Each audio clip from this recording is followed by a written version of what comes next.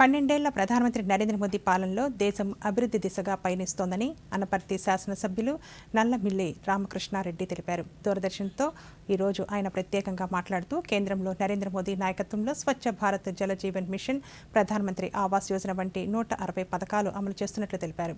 కేంద్ర ప్రభుత్వం అమలు చేస్తున్న పథకాలను ప్రజాప్రతినిధులు మరింత క్షేత్రస్థాయిలోనికి తీసుకువెళ్లాలన్నారు.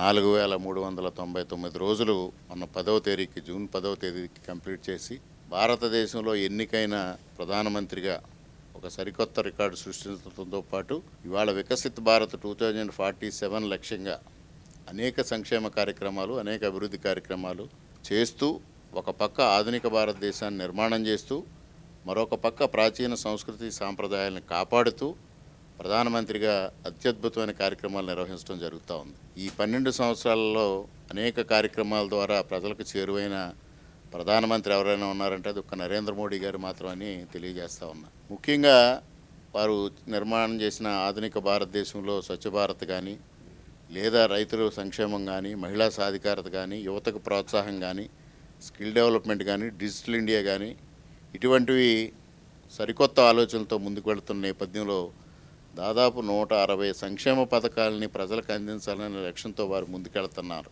కేంద్ర ప్రభుత్వం చేపడుతున్న సంక్షేమ కార్యక్రమాలు, అభివృద్ధి కార్యక్రమాలని స్పష్టంగా గ్రామాల్లో ప్రచారం చేయాల్సిన అవసరం ఉంది, అవగాహన చేయాల్సిన అవసరం ఉంది. 4399 రోజులు ఏకదాటిగా ఎన్నికైన ప్రజాప్రతినిధిగా, ప్రధానిగా ఎన్నికైన ప్రధానమంత్రి గారికి 12 సంవత్సరాల పాలన పూర్తయిన సందర్భంగా హృదయపూర్వకంగా శుభాకాంక్షలు, అభినందనలు తెలియజేస్తున్నాను.